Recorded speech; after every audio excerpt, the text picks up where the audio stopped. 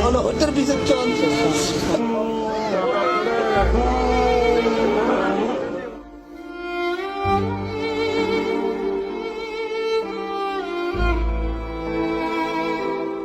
অনাগত সন্তানের মুখ দেখা হলো না আইনজীবী সাইফুলের। 3 বছরের ছোট্ট একটা মেয়ে রয়েছে সাইফুলের, অন্যদিকে তার স্ত্রী 4 মাসের অন্তঃসত্ত্বা। এখন বাচ্চা মেয়েটার কি হবে? আমার পরিবার তো শেষ হয়ে গেল।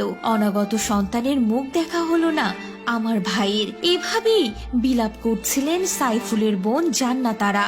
প্রিয় ছিল তো, ও কোনোদিন কারো দোষ করে নাই। পরিবার সূত্রে জানা যায় 7 ভাই বোনের মধ্যে আইনজীবী সাইফুল ইসলাম ছিলেন চতুর্থ। বিয়ে করেছেন বছর কয়েক আগে। সদ্য সহকারী পাবলিক প্রসিকিউটর হিসেবে নিযুক্ত হয়েছেন তিনি। ভাইয়ের আহত হওয়ার খবর শোনার পর মেডিকেল পড়ুয়া মেয়েকে জান্নাতারা বলেন, আসরের সময় একজন খবর দিয়েছে সাইফুলের যেন কি হয়েছে। আমার মেয়েটা মেডিকেলে পড়ে। আমি ওকে ফোন দিয়ে বলি যে তোমার মামার কি হয়েছে, একটু দেখতে যাও তো। পরে মেয়ে আমাকে বলে, মা, মামা তো আর নেই। হাসপাতালে ছুটে এসে দেখি আমার আদরের ভাইটা আর নেই। স্থানীয়রা জানায় সাইফুলের 3 বছরের একটি কন্যা সন্তান রয়েছে। দুনিয়ার অনেক কিছু তার এখনো অজানা। বাবার ভালোবাসা কি তা বুঝে ওঠার আগেই হারিয়ে ফেললো বাবাকে। আজ থেকে আর কখনো দেখতে পাবে না বাবাকে, হবে না বাবা মেয়ের আলিঙ্গনও। 4 মাসের অন্তঃসত্ত্বা স্ত্রী ইসরাত জাহান তারিনও হয়ে পড়লেন স্বামীহারা।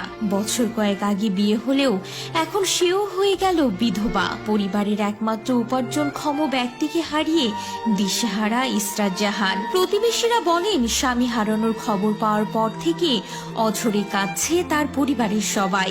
অথচ মাস কয়েক আগে সহকারী পাবলিক প্রসিকিউটর নিযুক্ত হয়েছিল সাইফুল ইসলাম। এটিকে ঘিরে আনন্দ উচ্ছ্বাস ছিল তাদের পরিবারের মধ্যে, কিন্তু এক মুহূর্তে নিঃশেষ হয়ে গেল সবকিছু। পুরো পরিবারের সামনে এখন ঘোর অন্ধকার। চট্টগ্রাম জেলা আইনজীবী সমিতির সভাপতি অ্যাডভোকেট নাজিম উদ্দিন বলেন, ইসকনের চিন্ময় কৃষ্ণ দাসকে কারাগারে পাঠানোকে কেন্দ্র করে তার লোকজন 3-4 ঘন্টা প্রিজন ভ্যান আটকে রেখেছিল। পরে তাদের সরিয়ে দিয়ে তাকে যখন কারাগারে নেওয়া হলো, তারা আদালত ভবনে ওঠার পথে পুরাতন বাংলাদেশ ব্যাংকের সামনে আমাদের একজন শিক্ষানবিশ আইনজীবীর উপর আক্রমণ করে।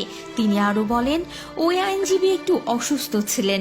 তিনি হেঁটে বাংলাদেশ ব্যাংক ভবনের সামনে থেকে মুসলিম হাই স্কুলের দিকে পার হচ্ছিলেন। তখন তাকে টেনে হিচড়ে রঙ্গম হলের সামনে নিয়ে গিয়ে পিটিয়ে ও কুপিয়ে হত্যা করা হয়। এটা একটা নৃশংস হত্যা। আমরা এই ঘটনার বিচার দাবি করছি।